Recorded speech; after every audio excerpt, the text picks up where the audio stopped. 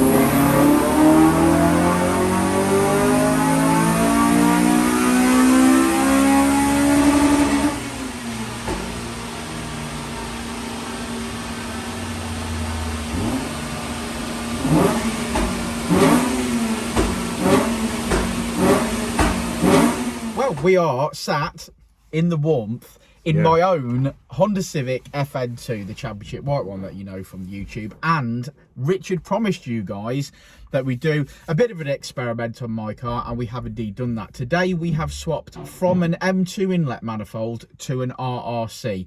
No other mods. Yeah, no other mods. Did have a little bit of a problem with this car this morning, didn't you? You did limp it here this morning very poorly. Went to start at home last night, said, oh, the lights are pulsing. And it's not been on the road for a couple of weeks. No, it hasn't. And yeah, Dan sort of limped it this morning, all sorts of warning lights on the dash, losing power steering, all sorts of things. Turns out the alternator was charging at 18 volts, which obviously the car didn't like one little bit. I didn't like it. No, Dan didn't like the drive here either because of that. Yeah, so obviously we had to fit an alternator, which to be fair was a bonus because we're taking the inlet manifold off anyway, which gave us some more room. So we fitted an inlet manifold. We did do a crank seal leak because Dan said he'd got an oil leak as well. Could we have a look at it? The crank pulley was also about toast as well. And we put a new alternator belt on it. So we have done a few maintenance jobs as well, did an oil and filter on it today. Yeah. But none of those are related to power in a sense. They were just maintenance jobs that we did because we were already in there and working on it anyway. And obviously the car had a problem with the alternator this morning. But now the alternator works, I can put the lights on. Yeah, so the alternator works. Put the lights on. Yeah. So we did all that and sorted all the little bits and bobs out that needed doing. We also fitted the RRC inlet manifold. We ported the thermogasket that was a little bit smaller for the standard throttle body, obviously, so it matched the inlet manifold. The gasket was thermogasket to the head was pretty good. We held it up to the RRC, and it was real nice. Didn't need porting, otherwise obviously I would have done it. And bolted everything back up. Put some fresh V-power in it. We had a nightmare trying to get some V-power. The fuel light everywhere's out. Everywhere's out. The fuel light was on, but it seems like everywhere's out of fuel. Can't get diesel round here. Can't seem to get super unleaded round here. We can get E10 round here, but obviously no good for what we wanted to compare today. So Keith went out for basically a 45-minute ride to go and get some fuel today. So thank you, Uncle Keith, if you're watching this video. Yeah, thank you for going and getting that. So he went out and got some fuel so that we could put like 25 litres in it, and we've got some decent fuel in. So we've done that, and then run it, and it instantly made more power. And the car was running probably about an AFR leaner than where we would have previously have tuned it to, which obviously instantly means that you're making power. I think really where it made its most power, I would say, is probably looking at the graph around 7,000 onwards, where it really started to make its power. Because when we tuned this car originally, we had good mods on it. We had we had the 4-to-1 Jap speed manifold. We had the Tegra 70mm and our 3.5-inch induction kit, which we made. All good mods. All good mods, plus the M2 inlet manifold. And that made 229, if I'm going to split hairs. I think it was 229. Then we fitted a set of drag cartel drop-in cams. And whilst it made around 7 brake across the mid-range, it didn't make any more peak power, did it? No, it actually made power from the get-go all the way to the peak point. All the way to the peak point. About 7 brake. And then it flattened off, didn't it, basically? It still sort of made peak power, peak revs, but it didn't continue to go up at the same rate as the 7 brake across the rest. So we knew we probably got a restriction there at the time, and, well, Dan was happy with it, so we didn't go any further at that particular point. Obviously, with the run of RRCs that we saw recently, we decided, obviously, right, we're going to get an RRC on it, and we're going to see if this obviously makes a big difference. You know what I mean? So today, solely back-to-back is going from an M2 to the RRC. Now, we finished today on 243.5 brake horsepower. Yeah, is where we finished. So we did physically gain 14.5 brake horsepower from the inlet manifold alone. Now, it hasn't, that is at peak, admittedly, and it is making best power from around 7 to peak. It's made power from the get-go, though. But it is made power across the range, probably around about maybe the 2 to 5 brake throughout the rev range, but certainly from that 7,000 onwards, that's where we've really made the power at the top end. Yeah, I mean, that just proves it for me that that is possibly the best inlet manifold. We've seen the RRC manifold cars doing really, really well.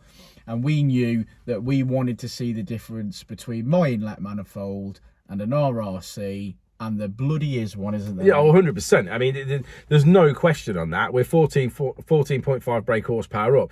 And my argument is, if you're going to spend your money and buy a Skunk 2, and you're going to spend your money and buy an M2, or you're going to do that, I mean, I know some of these are cheaper than others, but if you're going to do that... Because I was always set on a Skunk 2 inlet manifold. 2 reasons. 1, Skunk 2, great brand. Makes power over a stock inlet manifold, looks great in the engine bay. That was always my decision. I was going to do that. I was going to go from the M2 to the Skunk 2 Pro Series. That was my plan.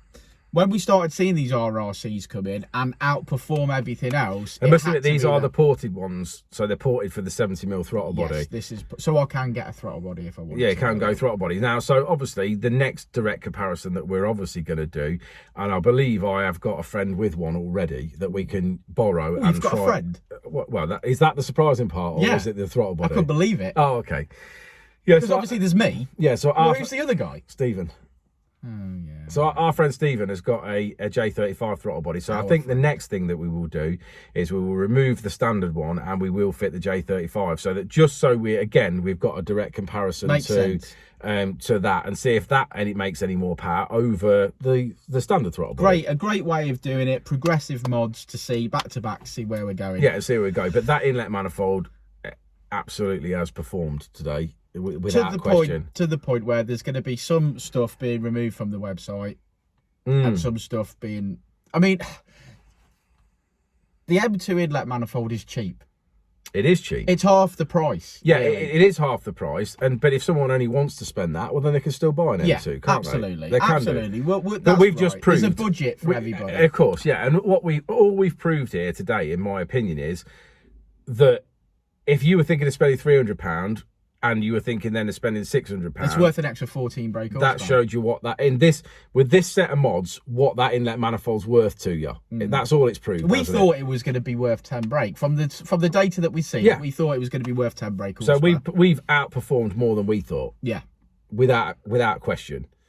An extra 4 brake horsepower really over what we thought we were going to make, which is great. Which is absolutely great. I'd have been more than happy with 241 brake horsepower. Yeah. Of course.